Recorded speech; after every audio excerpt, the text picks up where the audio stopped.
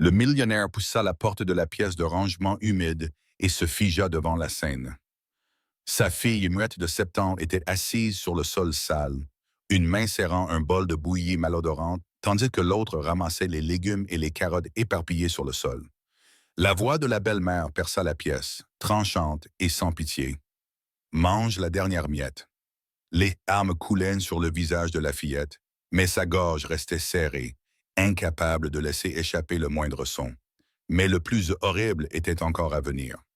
Avant de commencer, laissez un commentaire sur cette histoire et donnez-nous une note de 1 à 10. Est-ce que ça va? Si vous souhaitez partager quelque chose, je suis toujours là pour écouter. Je vous souhaite des moments de réflexion tandis que vous suivez ce voyage de guérison, de courage et de justice. La Porsche noire s'arrêta sur l'allée pavée menant au grand domaine de la famille Carter, à la périphérie de New York. David Carter, 42 ans, sortit de la voiture. Son costume gris clair était resté parfaitement repassé après le long vol depuis Los Angeles. L'homme, un riche millionnaire de l'immobilier, conservait son calme habituel, mais une trace d'épuisement persistait dans ses yeux. 7 ans s'étaient écoulés depuis l'accident de voiture qui avait coûté la vie à la femme qu'il aimait le plus. L'accident s'était produit alors qu'il était au volant. Cette culpabilité ne l'avait jamais quitté. À cette époque, sa petite fille, Elena, venait de naître. Elle était venue au monde prématurément, fragile et avec un trouble de la parole congénital. David adorait sa fille par-delà les mots, mais il n'avait jamais vraiment su comment entrer dans son monde silencieux. Il avait choisi de lui fournir tout. Construire une maison luxueuse, engager des tuteurs, l'envoyer dans les meilleures écoles, mais le fossé entre le père et la fille demeurait. Aujourd'hui, après un voyage d'affaires d'1 mois, il avait décidé de rentrer tôt sans prévenir personne. Il voulait surprendre Elena, espérant voir un de ses rares sourires lorsqu'il ouvrirait la porte. Mais la maison était étrangement silencieuse. Aucun petit pas ne venait en courant, aucun petit bras ne s'enroulait autour de lui. David posa sa maillette sur la table, déboutonna sa veste de costume et marcha lentement dans le couloir. Le silence étrange accéléra les battements de son cœur. Il appela doucement « Elena, où es-tu » Il n'y eut pas de pas comme avant, seulement un silence suffocant. Soudain, un son aigu perça l'air venant de l'arrière de la maison, d'un vieux cabanon de rangement abandonné depuis longtemps. L'écho dur trancha l'air comme une lame. C'était la voix de Rachel. Oh, si, toti, dahakidim. Rachel, la femme qu'il avait épousée il y a 1 an. Rachel Reynolds, jeune, adroite, d'apparence douce. Elle savait gagner les cœurs et elle semblait particulièrement attentive à Elena. Dans sa solitude, David avait cru avoir trouvé une issue. Il avait épousé Rachel non par amour, mais dans l'espoir que sa fille aurait une figure maternelle. Pourtant, maintenant, cette voix le fit se figer et froncer les sourcils. Ces mots furieux le frappèrent en pleine poitrine. « Mange, finis tout ou tu ne seras pas autorisé à sortir, stupide muette. Te regarder manger, ce n'est pas différent de regarder un cochon. » Elena, David se précipita vers l'arrière, ses chaussures martelant urgemment le plancher en bois. Il ouvrit avec force la lourde porte qui menait au cabanon, isolé à l'arrière du jardin. Le bois pourri gronda en s'ouvrant. Ce qu'il vit lui glaça le sang.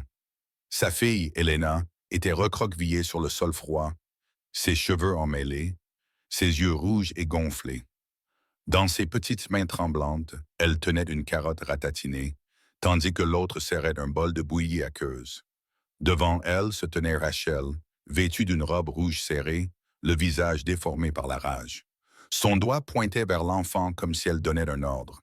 Elena essaya de porter le morceau de carotte à ses lèvres, mais se retira, ne laissant échapper qu'un son faible et étouffé. Ses yeux n'osaient jamais lever le regard, fixés plutôt sur le sol sale sous elle.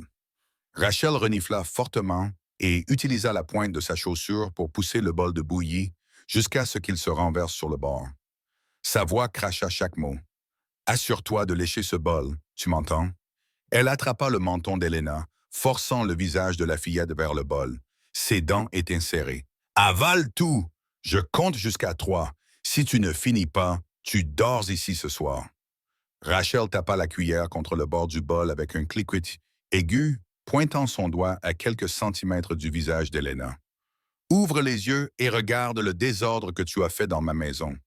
Mange plus vite, enfant inutile. Ne m'oblige pas à t'apprendre d'une autre manière. La respiration de David se coupa, sa gorge sèche comme du sable.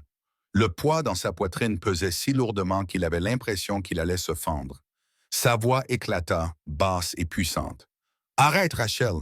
Qu'est-ce que tu es en train de faire? Comment peux-tu traiter ma fille comme ça? Le son secoua Rachel, la figeant sur place. En un instant, la férocité s'échappa de son visage, remplacée par une faiblesse théâtrale et tremblante. Elle se tourna, les yeux brillants de faux regret. Sa voix s'adoucit, mince et forcée. Je, je voulais seulement ce qui est le mieux pour elle. Je voulais juste qu'elle mange correctement. Tu as mal compris. Le poing de David se serra. Il regarda sa fille. Elena leva la tête. Ses yeux pleins de larmes scintillaient. À l'intérieur, il y avait de la peur, mais aussi une fragile lueur d'espoir, comme si elle le suppliait de la croire. La pièce devint absolument silencieuse. David resta immobile, incertain de la manière de répondre. Rachel haleta lourdement, puis, tout à coup, posa une main sur son ventre. Sa voix baissa, tremblante et chuchotante. « Je suis enceinte de 2 mois. » Les mots tombèrent comme une lame, coupant net les pensées de David. David resta silencieux pendant un long moment après les mots de Rachel. Sa respiration était lourde, comme si une pierre pressait contre sa poitrine. Elena était toujours assise sur le sol de la pièce de rangement, ses petites mains serrant d'une carotte flétrie, comme si c'était la seule chose à laquelle elle pouvait s'accrocher. David se pencha et souleva sa fille dans ses bras. L'enfant tressaillit légèrement, puis pressa sa joue contre son épaule, son corps tremblant. Rachel les regarda, ses yeux brillants d'un faux éclat, une main posée sur son ventre. « La prochaine fois, tu ne devras pas crier ou la forcer à manger des choses comme ça à nouveau. Allons juste à l'intérieur, » dit David doucement, sa voix enrouée.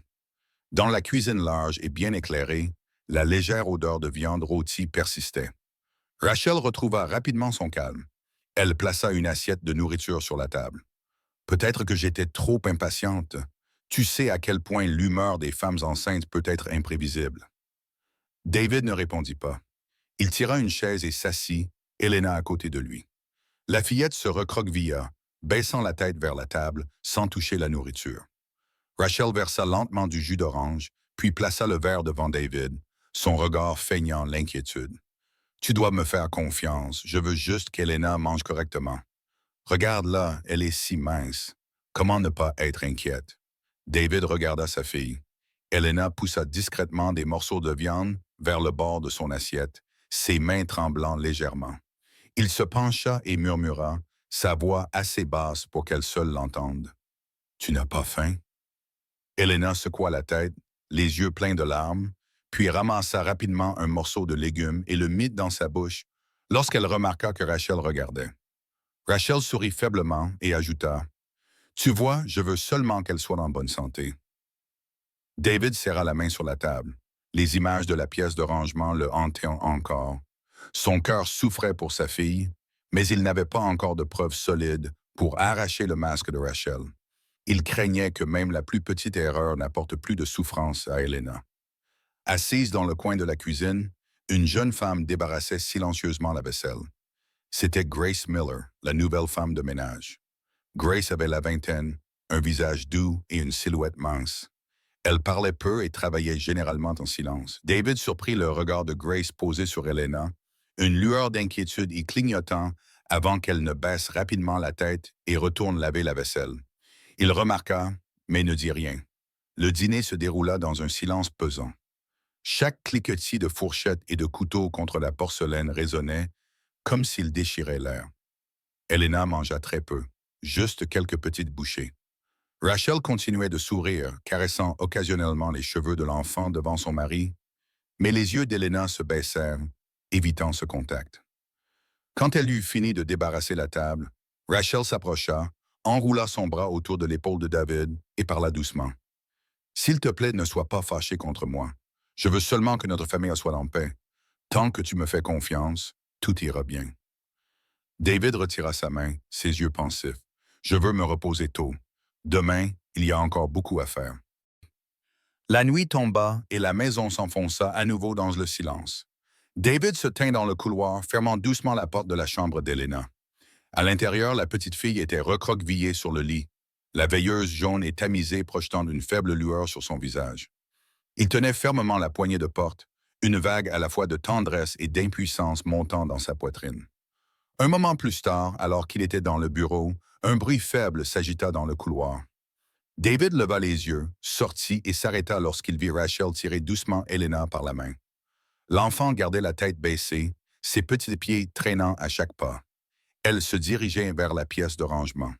David suivit, s'arrêtant à la porte arrière. Sa main agrippa le cadre de la porte si fort que les veines ressortirent. Dans son esprit résonnaient les cris de plus tôt cet après-midi, lorsque Rachel avait forcé la fillette à manger. Pourtant, il resta immobile. Son cœur tambourinait furieusement, sa poitrine avait l'impression d'éclater. Une partie de lui voulait se précipiter et arrêter ça, mais une autre partie craignait que s'il agissait trop vite, Rachel trouverait une autre excuse pour tordre la vérité et que tout serait à nouveau enterré. Il ferma les yeux et inspira profondément. Le faible grincement de la porte de la pièce de rangement résonna, puis s'évanouit. L'arrière-cour retourna au silence. David s'appuya contre le mur, sa main tremblant. Il se sentait comme un lâche, laissant sa fille marcher dans l'obscurité une fois de plus. Le lendemain matin, pendant qu'Elena changeait de vêtements pour se préparer pour l'école, David toucha par hasard la poche de son vieux pull. Quelque chose tomba. Il se pencha et le ramassa. C'était une feuille de légumes pourris et flétris avec une odeur âcre et piquante. David resta figé, ses doigts se resserrant autour du petit morceau de légume. Son cœur souffrait. L'enfant avait essayé de le cacher comme une preuve silencieuse envoyée à son père. David fixa la feuille dans sa main, puis regarda Elena. Pour la première fois depuis de nombreuses années, il sentit que sa fille lui criait à l'aide, non pas avec des mots, mais avec ces petites traces obsédantes qu'elle laissait derrière elle. David resta immobile pendant un long moment, la feuille de laitue pourrie dans sa main comme une preuve silencieuse le poussant vers une vérité qu'il ne pouvait plus éviter. La matinée traîna lentement. Il sortit de son bureau à la recherche de sa fille. Elena était assise dans le salon, sa petite silhouette engloutie par le grand fauteuil. Son visage était pâle, ses yeux cernés de noir. Ses mains jouaient nerveusement avec le bord de sa robe, comme pour cacher son inquiétude. David s'approcha et s'assit en face d'elle. Il se souvint des séances de conseil passées où le médecin avait suggéré qu'il apprenne quelques signes simples pour communiquer avec sa fille. Il leva lentement la main, signant chaque mot. « Est-ce que ça va? » Elena leva les yeux, ses yeux écarquillés. Elle esquissa un faible sourire, ses lèvres tremblant comme si elle voulait répondre. Mais à cet instant, le bruit des talons de Rachel résonna dans le couloir. La porte s'ouvrit. Le regard d'Elena s'assombrit, son sourire disparut et ses mains se serrèrent. Rachel entra portant un plateau de fruits. Elle jeta un bref coup d'œil à David, puis posa le plateau sur la table. Sa voix était légère comme une brise. « Je pense qu'Elena a besoin de plus de vitamines. Dernièrement, elle a l'air si faible. » David ne dit rien. Il resta assis, immobile, regardant Elena baisser la tête, son visage tendu. Cet après-midi-là, alors que David se préparait à partir pour un rendez-vous, la sonnette retentit. Il alla ouvrir et fut accueilli par une vue familière. Madame Linda Green, la voisine d'en face. Elle avait la soixantaine, ses cheveux argentés soigneusement épinglés, sa silhouette mince mais encore alerte. Elle était bien connue pour sa gentillesse, toujours attentionnée, apportant souvent des pâtisseries. « Bonjour David », sourit-elle, tenant un panier de tartes aux pommes chaudes. « Je ne t'ai pas vu à la maison depuis un moment, alors j'ai pensé m'arrêter. Et je dois dire que tu as beaucoup de chance d'avoir une femme comme Rachel. C'est un tel modèle, travailleuse, tout le monde dans le quartier la loue. » David hésita, forçant un sourire poli. « Merci. S'il vous plaît, entrez. » Rachel apparut presque instantanément, son sourire éclatant tandis qu'elle tendait la main pour prendre le panier. Elle passa un bras autour des épaules d'Elena, tirant la fillette près d'elle. Sa voix était mielleuse. « Elle adore vraiment vos tartes aux pommes. Merci beaucoup, Madame Green. » Elena resta rigide dans l'étreinte de Rachel, ses yeux clignant rapidement comme si elle essayait d'avaler chaque once de peur en elle. Linda sourit avec satisfaction, ne se doutant de rien. Après quelques plaisanteries, elle partit, le léger arôme de pâtisserie persistant dans l'air. Dès que la porte se ferma, Rachel se pencha, approcha ses lèvres de l'oreille d'Helena et chuchota d'une voix basse mais glaciale. Si tu dis un seul mot, je te garderai dans la pièce de rangement pendant une semaine entière. Souviens-toi de ça. Helena trembla, ses lèvres pressées fermement l'une contre l'autre. Elle n'osa pas regarder son père, baissa seulement la tête et se précipita dans sa chambre. David se tenait à proximité, attrapant des fragments du ton de Rachel. Il ne pouvait pas distinguer chaque mot, mais c'était suffisant pour qu'il sente que quelque chose n'allait pas du tout. Sa poitrine devint lourde. Cette nuit-là, David rentra tard dans son bureau. Alors qu'il ouvrait sa maillette en cuir pour en sortir des documents, un petit morceau de papier tomba de la poche de son manteau. Il le ramassa et le déplia. Des gribouillis enfantins apparurent. Une pièce de rangement, une porte verrouillée et à l'intérieur, une petite silhouette assise, recroquevillée. La main de David trembla, ses yeux fixés sur le papier. Il n'avait besoin de personne pour expliquer. Ce n'était pas un dessin aléatoire d'un enfant, c'était un appel à l'aide de sa propre fille. Il s'enfonça dans la chaise, la note reposant dans la paume de sa main. Le simple dessin le perça comme une aiguille, droit dans la poitrine. Son cœur se serra et une tempête d'angoisse déferla en lui. Pour la première fois, David le ressentit avec une clarté absolue. Il n'avait plus le droit de rester silencieux. David baissa les yeux vers la note désespérée de sa fille, ses yeux rougissants. Une farouche résolution s'agita en lui. Sachant que la vérité ne pouvait plus être enterrée, il la posa sur le bureau, puis se leva et marcha rapidement vers la salle de sécurité au bout du couloir. Sa main déverrouilla la porte et les lumières de l'écran s'allumèrent dans la pièce sombre. Une série d'images de caméras apparut. David fit défiler les séquences enregistrées. Quelques minutes plus tard, il se figea. À l'écran, Rachel agrippait fermement le bras d'Helena, traînant la fillette vers la pièce de rangement. Elle et Helena luttaient faiblement, puis fut poussée brutalement à l'intérieur. David se pensa, rejouant une autre section au ralenti. Dans le coin sombre de la pièce de rangement, elle et Helena étaient recroquevillées contre le mur. Elle tremblait, ses petites mains traçant des lettres sur le sol poussiéreux. Quand il zooma, les mots devinrent clairs. Aide. Le cœur de David se serra. Il resta immobile, couvrant son visage de sa main. Une vague d'amour pour sa fille monta, accompagnée d'une tempête de rage et de culpabilité. Il avait été aveugle trop longtemps, laissant son enfant graver son propre cri désespéré dans l'obscurité. L'après-midi suivante, David convoqua Grace Miller, la jeune femme de ménage d'à peine 20 ans, dans son bureau. Grace parlait rarement, son visage mince et ses yeux baissés évitant les regards directs. Depuis que Rachel l'avait embauché, David y avait prêté peu d'attention, mais aujourd'hui, il réalisa que la timidité de Grace n'était pas seulement une question de personnalité. David posa une esquisse de la pièce de rangement devant elle, sa voix délibérée. « Grace, je veux la vérité. Qu'est-ce qu'Helena a enduré dans cette maison? » Grace tressaillit, faisant un pas en arrière. Elle baissa son visage, serrant l'ourlet de son chemisier dans ses deux mains. Après une longue pause, elle secoua la tête. « Monsieur, je ne peux pas dire. Si je le fais, je perdrai mon emploi. J'ai encore une mère âgée à soutenir. » David resta silencieux, son regard soutenu.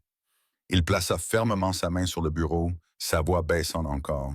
« Vous n'êtes pas la seule à avoir peur, mais je suis son père, et je n'ai plus le droit d'avoir peur. » À ces mots, Grace trembla. Les larmes montèrent soudain dans ses yeux. Elle sortit son téléphone de sa poche, ouvrit un enregistrement audio et le plaça sur le bureau. La voix de Rachel éclata, tranchante et perçante. « Cet enfant muette n'est rien d'autre qu'un fardeau. Je ne la laisserai pas se mettre en travers de mon chemin. » David resta assis dans un silence stupéfait. Chaque mot lui coupait le cœur comme une lame. Il ferma les yeux, luttant pour contenir sa fureur. Quand il les rouvrit, il n'y avait plus aucune trace d'hésitation. Grace sanglota, ses mots s'échappant comme une supplique. « J'ai vu une fois la petite fille enfermée pendant 3 jours d'affilée. J'ai voulu le signaler, mais j'avais peur. J'étais vraiment terrifié. » David s'approcha et plaça doucement une main sur l'épaule de Grace. Il laissa échapper un lourd soupir, sa voix rauque mais ferme. « Merci. Ne vous blâmez pas. À partir de maintenant, laissez-moi faire la partie qui appartient à un père. » Cette nuit-là, David se tint à la porte de la chambre d'Helena. À travers la fente étroite, il vit sa fille endormie, son visage émacié à moitié enfoui dans ses cheveux en bataille. Il resserra sa prise sur le téléphone qui rejouait la voix de Rachel, sa poitrine se gonflant d'une résolution qu'il n'avait jamais connue auparavant. Il chuchota, comme s'il parlait directement à son propre cœur. « Je promets que cette fois, je ne t'abandonnerai pas. » Serrant l'enregistrement preuve dans sa main, David fixa ses yeux sur Helena endormie et fit le premier pas dans la véritable bataille à venir. David resta devant la chambre de sa fille pendant longtemps. Quand il s'éloigna finalement, ses pas étaient lourds, mais il y avait une nouvelle fermeté dans ses yeux. Le lendemain matin, il enfila son manteau, sortit de la maison et commença à poser des questions dans le quartier. La première personne qu'il alla voir fut Anna Mitchell, qui avait travaillé comme femme de ménage pour sa famille il y a de nombreuses années. Madame Anna avait la cinquantaine, une silhouette rondelette avec un visage aimable. Quand David apparut à sa porte, elle eut l'air surprise mais l'invita rapidement à entrer. David ne perdit pas de mots. Il demanda directement. « Madame Anna, pendant le temps où vous avez travaillé ici, avez-vous remarqué quelque chose d'inhabituel avec Helena? » Anna se figea, ses yeux hésitèrent. Après un moment, elle soupira. « Monsieur David, je me souviens d'une fois où Helena avait été laissée sans nourriture toute la journée. La pauvre enfant était assise dans la cuisine, se tenant le ventre, ses lèvres devenant violettes. Quand je lui ai donné du pain, Rachel l'a vue et est devenue furieuse, disant que j'avais outrepassé mes fonctions. Après ça, j'ai démissionné. Je n'ai plus osé interférer. » En entendant cela, David sentit sa poitrine se serrer. Il hocha légèrement la tête et la remercia. Cet après-midi-là, il s'arrêta chez Robert Hayes, l'électricien qui avait réparé le câblage au manoir. Robert avait environ 40 ans, la peau assombrie par le soleil et une voix rauque due aux années de tabagisme. Lorsque David demanda, Robert resta silencieux un instant, puis parla à voix basse. « Je ne peux pas dire avec certitude, mais quand je réparais le câblage dans la pièce de rangement, j'ai entendu des pleurs étouffés à l'intérieur. C'était faible, comme si quelqu'un avait couvert le son. J'ai pensé que c'était étrange, mais Rachel m'a dit que c'était juste une vieille télévision. Je ne voulais pas d'ennui, alors j'ai laissé tomber. » David serra le poing. Ces mots étaient comme une autre pièce du puzzle qui s'emboîtait, le forçant à affronter la vérité qu'il ne pouvait plus ignorer.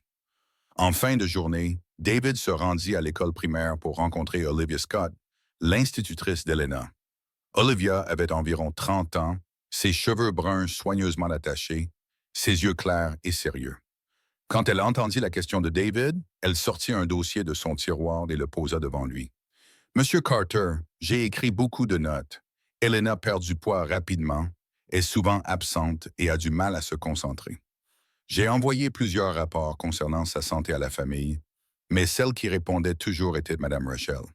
Elle insistait sur le fait qu'Helena était juste difficile à manger, rien de sérieux. » David feuilleta les pages, ses yeux brûlants. Tout ce qu'il avait entendu tout au long de la journée semblait converger vers un seul point, le poussant au-delà de la ligne de non-retour. Ce soir-là, le dîner fut alourdi par le silence. Rachel était assise en face de lui, une main reposant légèrement sur son ventre, son regard doux mais ses mots calculés. « David, je fais tout pour cette famille. Tu ne peux pas laisser le bébé que je porte manquer de quoi que ce soit. » David regarda sa fille. Helena gardait la tête baissée, picorant de petites bouchées de nourriture comme une ombre pâlissante. Il se tourna vers Rachel, la colère vacillant dans sa voix contenue. « Si tu te soucies vraiment de cette famille, alors pourquoi Helena est-elle si mince? » Rachel hésita un instant, puis sourit doucement, sa voix s'abaissant comme pour apaiser. « Elle est difficile et très sensible. Le médecin a également dit que ce stade nécessitait un suivi délicat. J'essaie toujours de cuisiner selon son propre régime spécial. Alors s'il te plaît, ne t'inquiète pas trop. » L'air était épais. Le seul son était le faible cliquetis d'une cuillère contre l'assiette. David resta silencieux, mais en lui, la tempête faisait rage. Le lendemain matin, dès qu'il entra dans son bureau, Rachel frappa légèrement à la porte avant d'entrer. Dans ses mains se trouvait un dossier soigneusement relié. Elle le posa sur le bureau et sourit avec un calme composé. « Je viens de passer un examen. Ceci est le certificat d'examen prénatal entièrement vérifié avec un sceau officiel. Je veux que tu sois à l'aise. » David le prit, ses yeux fixés sur le tampon circulaire rouge vif. Son cœur se serra, un malaise silencieux se répandant en lui. Il réalisa que tout était arrangé si soigneusement, comme s'il s'agissait d'une partie d'échecs calculée. Il resta assis, immobile, sa main tremblant légèrement sur le bord du papier. Derrière la douce allure de Rachel, il entendit le faible clic de la porte se fermant comme le bruit d'une pièce d'échec délibérément placée sur l'échiquier. David posa le dossier que Rachel venait de lui remettre et prit une profonde inspiration pour se ressaisir.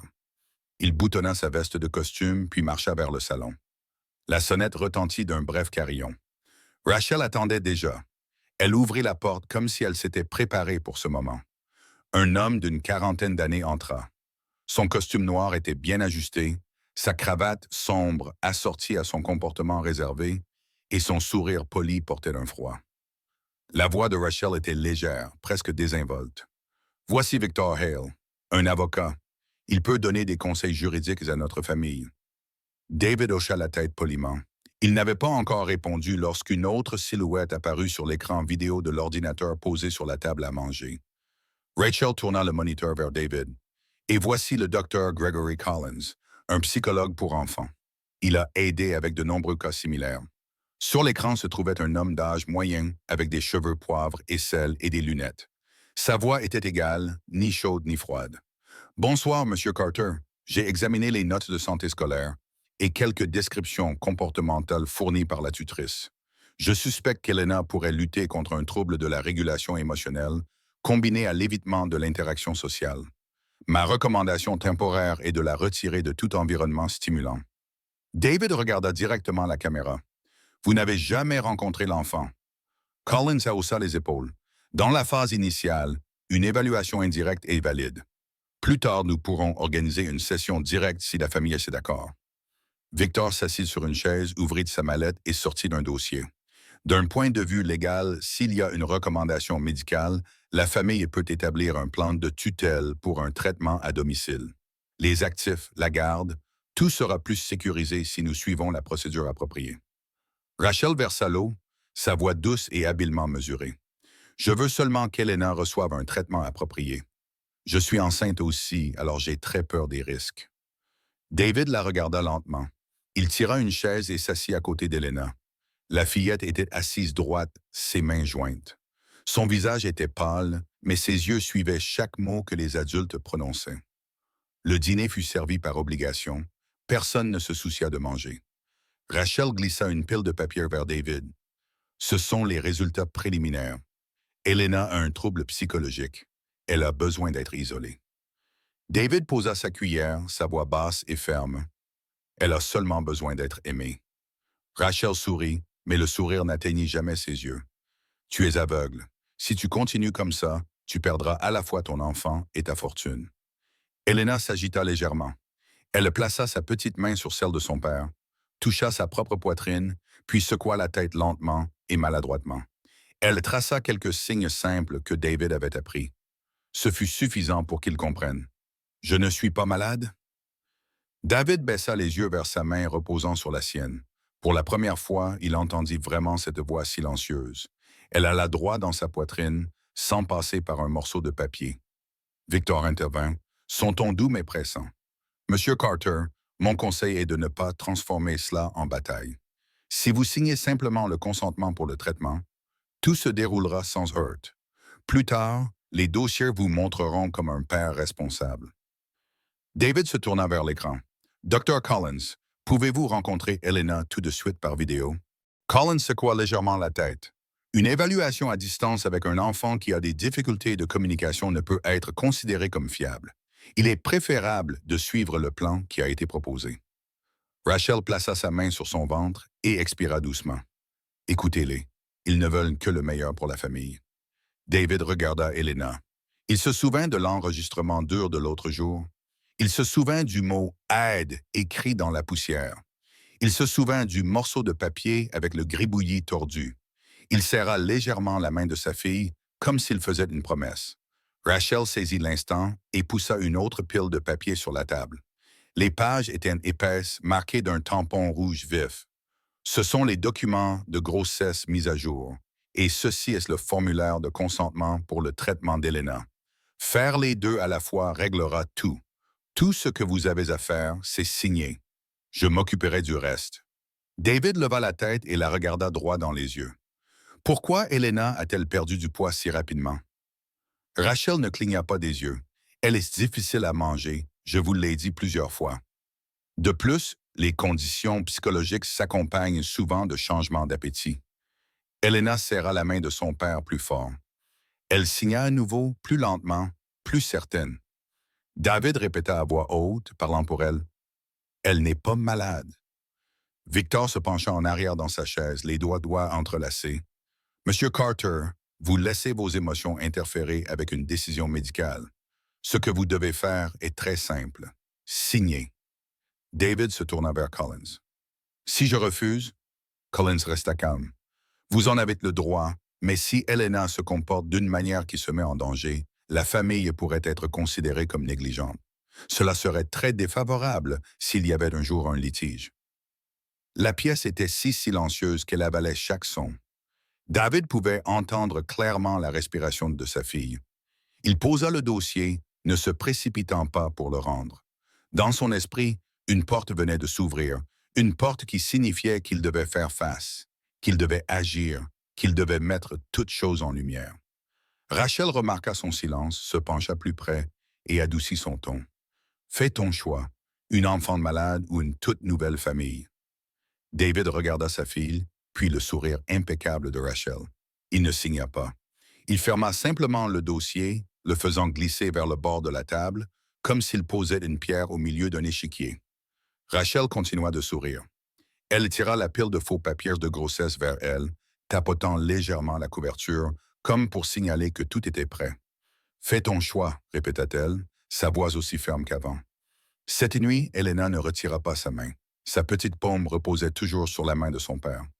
David baissa les yeux, fit le plus léger des hochements de tête, comme s'il répondait à sa fille avant de répondre à quiconque. Il leva la tête pour croiser le regard de Rachel. Ce n'était pas encore une réponse, seulement un regard, mais dans ce regard, la partie avait déjà basculé. David ferma le dossier et se leva. Il marcha droit dans le couloir, sa main tenant toujours légèrement celle d'Elena, comme pour lui dire qu'il était juste là. Le dîner se brisa dans le son solitaire des couverts qui s'entrechoquaient, tandis que Rachel restait assise, ses yeux les suivant comme si elle mesurait chaque respiration. Le lendemain matin, Rachel commença à resserrer son contrôle sur tout. La porte de la chambre d'Elena resta verrouillée plus longtemps, son temps de jardin fut réduit. Les repas de l'enfant redevinrent de la même assiette fade de légumes. Rachel parla à Linda Green à la grille avec une voix sirupeuse, disant qu'Elena suivait un plan de nutrition médicale et qu'elle-même était fatiguée par sa grossesse, demandant à la voisine d'excuser les pleurs de la thérapie si elle les entendait. Linda hocha la tête avec un air de pitié. Les mots doux de Rachel glissèrent sur la clôture comme une nouvelle couche de peinture, brillante et ne laissant aucune trace à laquelle s'accrocher. À l'intérieur de la maison, Rachel appela Grace Miller dans la cuisine. La porte s'était à peine fermée que sa voix baissa, mince et froide. « À qui as-tu parlé hier? » Grace sursauta, ses mains se tordant. « Madame, je faisais seulement mon travail. »« Alors continue de travailler. Si j'entends un mot de plus s'échapper, tu n'auras pas besoin de revenir demain matin. Ton contrat est mince comme du papier. » Grace baissa la tête, ses lèvres fermement pressées. Alors qu'elle croisait David dans le couloir, elle lui lança le plus rapide des regards, juste un regard, mais ce fut suffisant pour qu'il comprenne que la peur avait déjà pris le dessus, même sur les adultes. La nuit tomba. David attendit que Rachel aille dans la salle de bain. Il ouvrit la porte d'Elena aussi doucement que possible. La petite fille était assise sur le sol, un mince cahier devant elle. Avec des mains tremblantes, elle avait dessiné une pièce de rangement, une porte verrouillée et une femme en robe rouge barrant le chemin. Le rouge avait été gribouillé encore et encore, si sombre qu'il avait rayé le papier. David s'agenouilla pour croiser ses yeux. « Qu'est-ce que tu veux me dire, ma chérie? » Elena hocha la tête. Elle toucha le crayon sur la serrure, puis sur la robe rouge, puis le posa et se jeta dans ses bras. Son petit corps tremblait, sa respiration courte et rapide. David la tint serrée, ne la lâchant pas jusqu'à ce que sa respiration commence à ralentir. Il vit comment sa peur s'était déversée dans le dessin, et aussi la minuscule détermination essayant de trouver un chemin vers la lumière. La porte s'ouvrit brusquement. Rachel se tenait là, ses yeux se posant rapidement sur le sol. Elle s'avança, arracha le cahier des mains d'Elena. Le bruit du papier qui se déchire traversa l'air. Des morceaux tombèrent sur le tapis. « Tu oses me trahir? » Elena tressaillit, ses deux mains agrippant sa poitrine. David se tint devant sa fille, sa voix basse mais ferme. « Ça suffit, Rachel. » Rachel plissa les yeux, ses lèvres se recourbant en un sourire moqueur. Elle jeta la couverture du cahier à la poubelle et lui tourna le dos. À ce moment, la sonnette retentit, insistante et aiguë. David alla répondre. Sur le porche se tenait une femme latine d'une trentaine d'années, mince, son regard clair et composé. Elle tendit un badge. « Je suis la détective Maria Santos, département de police du comté. J'ai besoin de discuter d'un rapport concernant la sécurité des enfants. » La plainte avait été déposée par l'institutrice d'Elena, Olivia Scott. Depuis le salon, Rachel apparut, son sourire éclatant instantanément. « Il doit y avoir un malentendu. Je suis enceinte et sous beaucoup de stress. Peut-être que quelqu'un a mal entendu quelque chose. » L'expression de Maria ne changea pas. Sa voix était égale et polie. « J'écouterai tout dans l'ordre approprié. Je veux d'abord rencontrer Elena et son tuteur légal. Tout de suite. » L'air se figea. David s'écarta pour la laisser entrer. Elena se tenait derrière lui, les yeux grands ouverts. Dehors, la nuit avalait chaque son. À l'intérieur, une autre porte s'ouvrait. David s'écarta pour faire de la place, tirant une chaise pour qu'Elena puisse s'asseoir à côté de lui, tandis que la détective Maria Santos ouvrait son carnet, plaçait un petit enregistreur sur la table et commençait à poser des questions courtes et claires.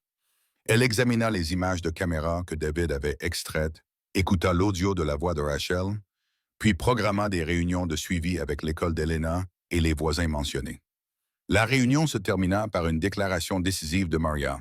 « Je ferai une pétition au juge pour ouvrir une audience d'urgence. » 2 jours plus tard, le tribunal de la famille de Manhattan se réunit selon une procédure accélérée. La juge Patricia Coleman présidait, une femme d'une 50aine d'années, avec une voix calme et ferme. Représentant le requérant se trouvait David Carter, accompagné de l'avocat Michael Turner, un homme d'âge moyen posé, bien connu pour défendre les droits des enfants. Du côté opposé se trouvait Rachel Reynolds avec Victor Hale, dont le visage restait froid et prudent, un épais classeur de dossiers empilé derrière eux. Dans la section des témoins était assise la détective Maria Santos, tenant des documents scellés et une carte mémoire contenant des vidéos. Le greffier appela l'affaire et tout le monde prit place. Juge Coleman jeta un coup d'œil des deux côtés et parla brièvement. « Nous sommes ici pour déterminer la sécurité de l'enfant et traiter les requêtes d'urgence. Pas d'arguments divagants, concentrez-vous sur les preuves. » Victor s'avança, posant des documents imprimés sur la table. « Votre honneur, ma cliente est enceinte et elle porte le fardeau des soins. L'enfant présente un isolement, refuse de communiquer et peut être un danger pour elle-même. Nous soumettons la recommandation du Dr. Gregory Collins pour limiter l'exposition aux environnements stimulants. » Turner s'avança, ajusta ses lunettes, sa voix non élevée mais résonnante. « Votre honneur, comment une enfant de 7 ans peut-elle être dangereuse pour qui que ce soit, si ce n'est par la cruauté des adultes? Nous nous opposons à ce dépôt car il repose sur une évaluation indirecte et est en conflit avec des preuves objectives. » Juge Coleman fit un petit signe de tête. Détective Santos, veuillez procéder.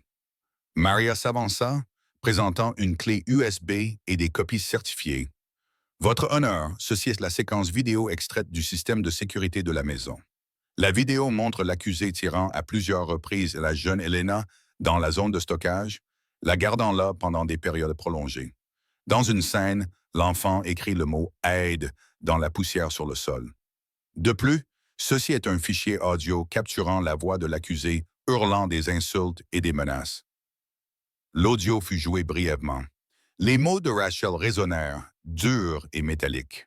« Cette fille muette n'est rien d'autre qu'un fardeau. Je ne la laisserai pas se mettre en travers de mon chemin. » Le tribunal devint silencieux.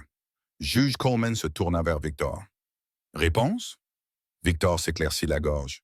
L'enregistrement aurait pu être édité, et même si c'est la voix de ma cliente, c'était un moment de frustration pendant la grossesse. Quant à la vidéo, nous soutenons qu'il s'agissait d'une zone de traitement temporaire sous instruction. Turner ne céda pas de terrain. Votre honneur, veuillez les noter que l'accusé n'a jamais permis à l'enfant d'être examiné directement par un médecin indépendant. La seule évaluation soumise provient d'un médecin qui a basé son opinion uniquement sur ses descriptions. Nous avons des déclarations de Mademoiselle Olivia Scott, l'institutrice de Monsieur Robert Hayes, l'électricien, et de Madame Anna Mitchell, l'ancienne femme de ménage. Tous décrivent des signes d'épuisement, entendant les pleurs de l'enfant depuis la pièce de rangement et signalant la rétention délibérée de nourriture. Juge Coleman parcourut les rapports, puis se tourna vers David. Que voulez-vous dire, Monsieur Carter? David se leva, ses mains jointes, sa voix rauque mais ferme. J'ai déjà perdu ma femme. Je ne peux pas perdre mon enfant à nouveau. J'ai été lent et j'assume la responsabilité de ce retard. Mais je ne laisserai plus ma fille vivre dans la peur. Rachel ricana et pencha la tête avec dédain. Victor posa une main sur son épaule, lui rappelant de rester calme. Turner fit signe à David de s'asseoir, puis se tourna vers la table des preuves. Votre honneur, nous demandons une ordonnance de protection d'urgence pour Elena, restreignant temporairement le contact de l'accusé et la nomination d'une évaluation psychologique indépendante par un médecin choisi par le tribunal. Nous demandons également que les zones décrites comme stockage de traitement soient scellées pour inspection. Juge Coleman regarda vers Elena. Voulez-vous dire quelque chose, Elena? Elena s'assit à côté de son père, le dos droit, les yeux levés vers la juge. Elle prit la petite feuille de papier que Turner avait placée devant elle, tenant le stylo des deux mains pour stabiliser son tremblement. Chaque lettre apparut lentement et irrégulièrement, mais clairement. Elle leva les yeux et tendit le papier au greffier. Juge Coleman le prit et lut à voix haute, sa voix délibérée pour que tout le monde puisse entendre. « J'ai confiance en mon papa. » Un long silence s'ensuivit. Maria baissa la tête, ravalant son émotion. David plaça une main sur l'épaule de sa fille, juste un léger toucher, mais chaud. Victor essaya de reprendre l'élan. « Votre honneur, une note gribouillée par un enfant ne peut servir de fondement légal. Nous avons des dossiers médicaux, des recommandations de traitement et la preuve de la grossesse de l'accusé. La famille a besoin de stabilité. » Turner répondit immédiatement. « Nous mettons en doute l'authenticité des dossiers de grossesse. Nous demandons la permission de vérifier l'origine du sceau et l'historique des fichiers électroniques. En même temps, nous demandons au tribunal de reconnaître les tentatives de manipulation de la communauté par l'accusé. » Juge Coleman frappa légèrement le marteau. « Le tribunal rendra une décision temporaire après un examen préliminaire des dossiers médicaux et la vérification des dispositifs de stockage. En attendant, Elena restera avec son père et toutes les formes d'isolement imposées par l'accusé sont suspendues. La police inspectera l'entrepôt aujourd'hui. » Le marteau frappa à nouveau. Personne n'osa respirer bruyamment. Soudain, Rachel se leva d'un bond, sa chaise s'écrasant derrière elle avec un craquement sec. Son visage changea de couleur et ses mots jaillirent comme un fouet. « Tu n'auras plus rien si je tombe. » Le tribunal se figea. Les yeux de Rachel se verrouillèrent sur Elena, tranchants et sombres. Elena tressaillit, s'agrippant fermement à la manche de son père. David se pencha instinctivement pour la protéger. Juge Coleman fronça les sourcils, la main levant le marteau. La détective Maria Santos était déjà debout, ses yeux suivant chaque mouvement, prête à intervenir. Au bord du tribunal, tout le monde semblait retenir son souffle, attendant de voir quel fil allait se rompre en premier.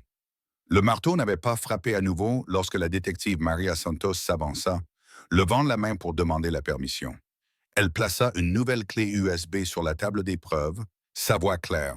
« Votre honneur, nous venons de recevoir les données extraites du téléphone de l'accusé en vertu d'un mandat de perquisition d'urgence. Il y a un enregistrement de 3 minutes d'une conversation entre Mme Rachel Reynolds, l'avocat Victor Hale et le Dr. Gregory Collins. » Juge Patricia Coleman hocha la tête. Le greffier joua l'enregistrement. Le son résonna, froid et indubitable. La voix de Rachel. « J'ai besoin d'un dossier montrant que la fille ne peut pas contrôler son comportement. » Gregory. Or Gregory, tu écris dans la section recommandation « Isolement environnemental ». La voix de Collins, basse et lente. « Je ne l'ai pas examiné directement. » Rachel gloussa doucement. « J'ai seulement besoin de ta signature. Je m'occuperai du reste. » La voix de Victor coupa court, ferme et calculatrice. « Aussi un certificat de grossesse. Avec ce papier, On te donnera la priorité pour la stabilité familiale. Je préparerai le formulaire de tutelle. Le ton de Rachel baissa, chaque mot mordant. Une fois le transfert signé, cette maison est à moi. David ne pourra plus rien faire. Un court silence, puis la voix de Rachel, à nouveau plus tranchante. Si les services sociaux viennent, le shérif Dalton les bloquera. Il sait ce que signifie le soutien communautaire. Le tribunal murmura. Victor se leva d'un bond. Objection, cet enregistrement aurait pu être falsifié. Maria glissa un autre dossier sur la table.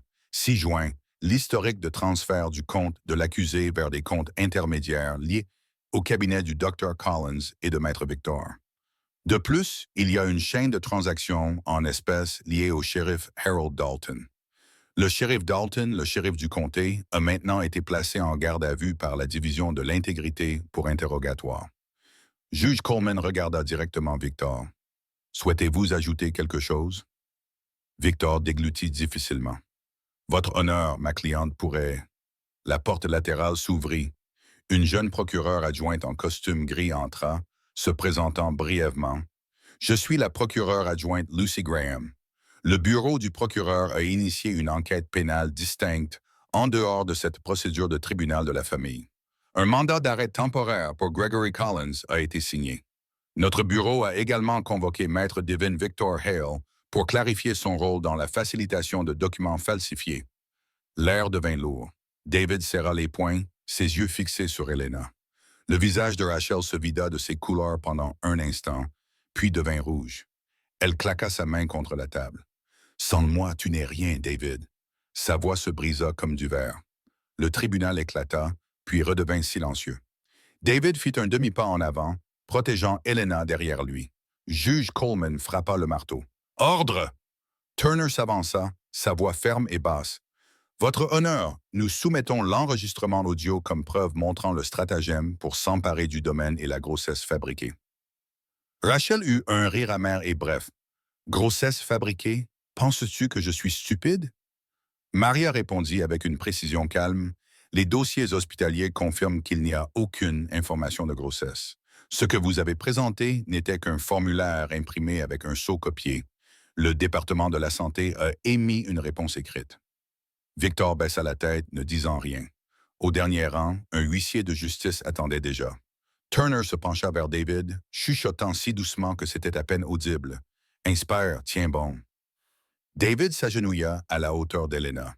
Il leva lentement les 2 mains, signant « Je suis désolé ». Il marqua une pause, puis signa à nouveau « Je t'aime ». Elena regarda son père, ses yeux pleins de larmes. Elle trembla, puis éclata en sanglots, mais ne recula plus. Elle tendit la main vers la feuille blanche que Turner avait placée là, tint le stylo des 2 mains. Cette fois, son écriture n'était plus tremblante, les lettres droites et résolues. Elle leva les yeux, tendit le papier à la juge, puis se tourna et donna une autre page à David. Les mêmes mots, clairs et complets. « J'ai confiance en toi, papa. » David prit le papier, sa main couvrant la moitié de la ligne comme pour protéger un trésor. Il expira longuement, mais légèrement. Sur le banc des témoins, Maria serra les lèvres, ses yeux flamboyants. La procureure Lucy fit un léger signe de tête, marquant quelque chose dans son carnet. Juge Coleman regarda les 2 feuilles, son regard s'adoucissant juste un peu. Elle se tourna à nouveau vers Rachel, sa voix calme, mais ne laissant aucun espace. « Accusé, souhaitez-vous faire une déclaration avant que la cour n'entre en délibération? » Rachel pencha la tête en arrière, riant sans bruit. Elle regarda autour d'elle, cherchant un signe de tête familier, mais Victor avait déjà détourné les yeux et Collins était absent. Elle agrippa le bord de la table, haletant. « Vous ne comprenez pas. J'ai maintenu cette maison ensemble.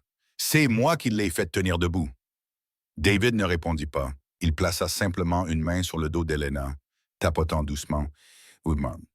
Turner ferma son dossier, signalant que sa partie était terminée. Maria remit la clé USB et Lucy soumit une autre enveloppe scellée, preuve de transaction en espèces liée au shérif Dalton. Juge Coleman hocha sèchement la tête, fermant le dossier devant elle. Le tribunal se sentit vidé d'air. Elle se pencha en avant, le marteau à la main, ses yeux balayant la pièce. Au dernier rang, une chaise grinça faiblement, puis s'arrêta. Personne ne parla. Personne n'osa respirer trop fort. La Cour va suspendre sa séance pendant 10 minutes. Après cela, le verdict sera lu. Avant même que le marteau ne frappe le bois, toute la chambre était tombée dans une immobilité absolue. Tous les regards étaient fixés sur le haut banc de la juge Patricia Coleman, comme s'ils attendaient qu'une porte se ferme avec fracas ou qu'elle s'ouvre grand.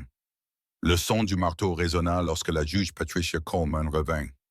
Elle s'assit, regarda des deux côtés et lut fermement.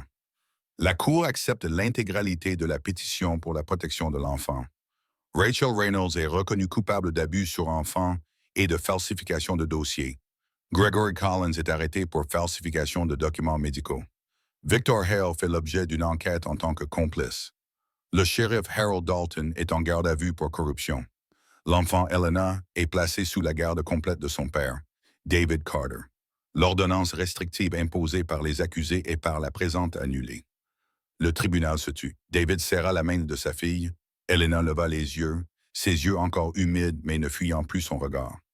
Maria Santos s'avança et serra la main de David d'une poignée ferme. « Ramenez la fille à la maison. » Turner hocha la tête, sa voix chaleureuse. « Vous marchez sur le bon chemin. » Au dernier rang, Linda Green essuya discrètement ses yeux.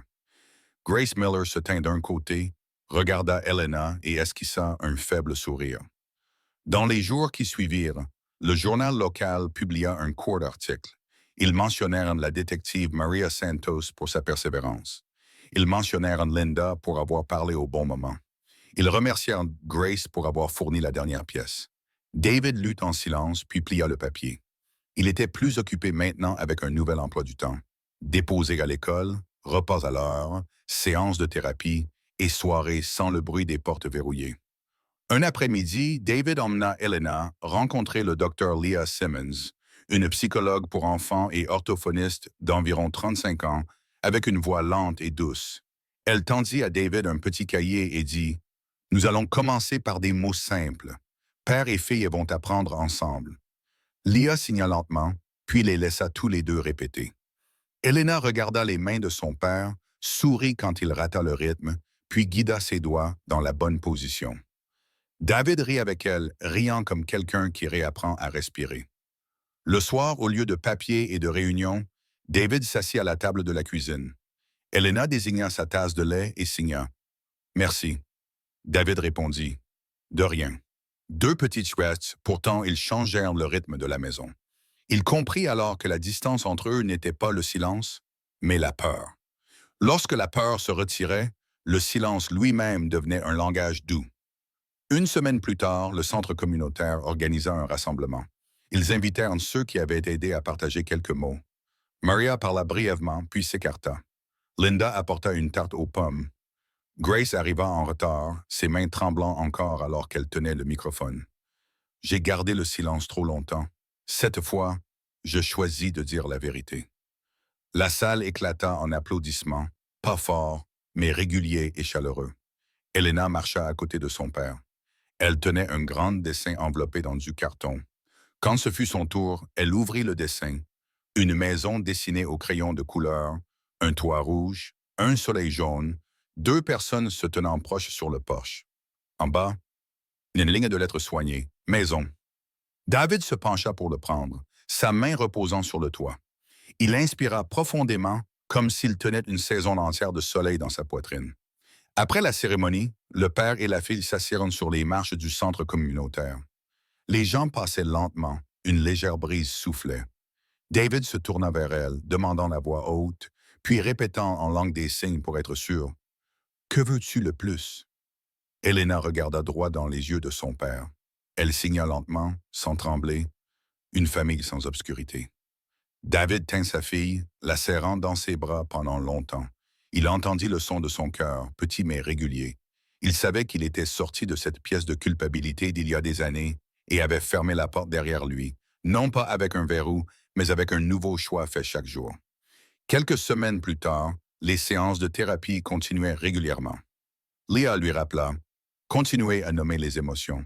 Quand elle a peur, ne la corrigez pas tout de suite. Tenez d'abord sa main. » David hocha la tête, apprenant à tenir sa main au bon moment et à lâcher au bon moment. Elena dessina encore plus. Ses dessins montraient des terrains de jeu, des tables à manger et le mot « papa » construit avec des blocs de couleur. Dans un dessin, il y avait la détective Maria avec ses cheveux soigneusement attachés, Linda tenant un plateau de biscuits, Grace se tenant à la porte avec un sourire. Chaque dessin était une brique pavant le chemin du retour à la maison. Le dernier soir du mois, David plaça le dessin de la maison sur le mur en face de la table à manger. Il versa du lait, ajouta un bol de céréales pour Elena. Elle s'assit, regarda le dessin, puis son père. David signa lentement mais fermement. « Je suis là. » Elena tint sa main, l'attira plus près et signa « Je suis en sécurité. » David sourit, un sourire qui n'était pas forcé. Il resta sur son visage pendant longtemps. Il comprit que la justice était venue ouvrir le chemin, mais la guérison devait continuer d'avancer par ses propres mains. Avant de se coucher, Elena toucha le bras de son père, comme pour appeler son attention. Elle leva les yeux, ses yeux brillants, et signa une fois de plus, claire et ferme. « Je t'aime. » David se figea un instant, puis la serra dans ses bras. Dehors, la nuit était encore sombre, mais plus lourde. À l'intérieur de la maison, une petite lampe brillait, juste assez pour éclairer deux visages tournés avec confiance vers la lumière. L'histoire se clôt sur la lumière de la justice et une étreinte paternelle assez large pour protéger toutes les années de silence dues à la peur. Elena apprit à parler avec ses yeux, avec un morceau de papier tremblant, tandis que David réapprit à être père, à écouter, à se lever et à prendre ses responsabilités. De l'autre côté, le doux masque tomba enfin. Les manipulateurs et les trompeurs durent payer le prix. Le message est très clair. Les méchants seront punis. Les bons seront récompensés. Une famille n'est pas un lieu de porte verrouillée, mais un endroit où personne n'est laissé dans l'obscurité. En y repensant, nous nous demandons, que feriez-vous si vous remarquiez un minuscule appel à l'aide, comme un morceau de papier avec le dessin d'une grange? Auriez-vous le courage de parler pour l'enfant d'un voisin quand quelque chose continuait de ne pas aller? Souhaitez-vous d'autres histoires de guérison comme celle-ci? Je suis l'hôte de la chaîne et je veux vraiment entendre vos pensées. Quel moment vous a le plus touché? Le moment où David a signé « Je t'aime » à sa fille, ou quand Elena a écrit « J'ai confiance en toi, papa ».